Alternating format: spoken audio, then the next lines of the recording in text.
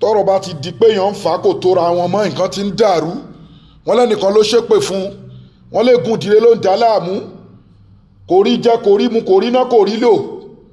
ó ń wá físà kò rí ìwé ìgbélú kò rí lẹ́kọ̀ọ́ kò rí mọ́tò rà ó fẹ́ máa gbé nǹkan dáadáa ṣe ẹ share fídíò yìí káwọn èèyàn jàǹfààní ẹ̀fìn nǹkan tẹ́ bá lágbára sákàǹtì àwọn ọmọ aláìní. Ya Allah, Ya Karim, Ya Qarib, Ya Mujib àwọn orúkọ mẹ́rin tó bá ti papọ̀ dandan ni kó máa live nínú ìrọ̀rùn. Ya Allah, Ya Karim, Ya Qarib, Ya Mujib wàá ṣe 1111 wàá bẹ̀rẹ̀ lọ́jọ́ Sunday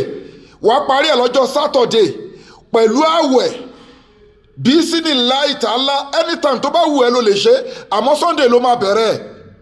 ẹ fi fídíò ìránṣẹ́ káwọn èèyàn jàǹfààní ẹ̀ ìpayé wa ń dàyàn láàmú àwọn kan ló gbẹ́sẹ̀ lé arísìkí ẹ̀ wọn ò jẹ́ kó tà wọn ò jẹ́ kó rí jẹ wọn ò jẹ́ kó rí mu kí ló ń jẹ́ bẹ́ẹ̀ Ya Allah ọba tó ń control gbogbo nǹkan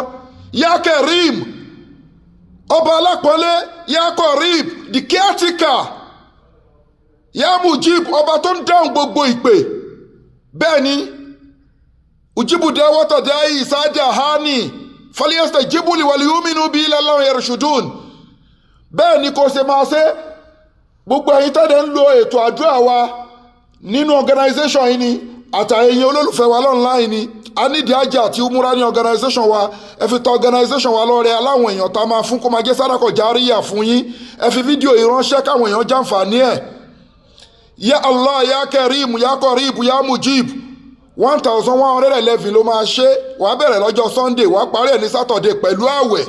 ọjọ́ Sunday kejì tó máa fi parí ẹ̀ yẹn ni wàá wá ṣe wòlímọ̀ ẹ̀ pẹ̀lú nǹkan tó bá lágbára ó lè pa nǹkan tó bá wù ẹ́ ó dẹ̀ lè fi owó ṣe sàárà àmọ́ ẹ fi nǹkan tó bá lágbára sákàǹtì àwọn ọmọ aláìní ẹ lè yẹ káwọn èèyàn jàǹfààní fídíò ẹ fi ránṣẹ́ account number ní fáwọn ọmọ aláìní 0123214254 account number fáwọn aláìní 0123214254 Wema Bank of Nigeria Global Dahiratu Dhikrlahi Islamic Organization gbogbo àwọn tá a bá nípele níjà lórí pé ayé ń dàyàn láàmú àbí lórí èyíkéyìí nínú àìsàn ẹ gbìyànjú ẹ WhatsApp wa lórí plus ẹ contact Global Dahiratu Dhikrlahi Islamic Organization Health and Spiritual Department lórí èké nínú ìṣòro tó wù kó dojú kẹ̀dá ayé ń dàyàn láàmú ni ó wà lórí àìsàn ọlọ́jọ́ pípẹ́ ni ó ti lògùn sí kò lọ ni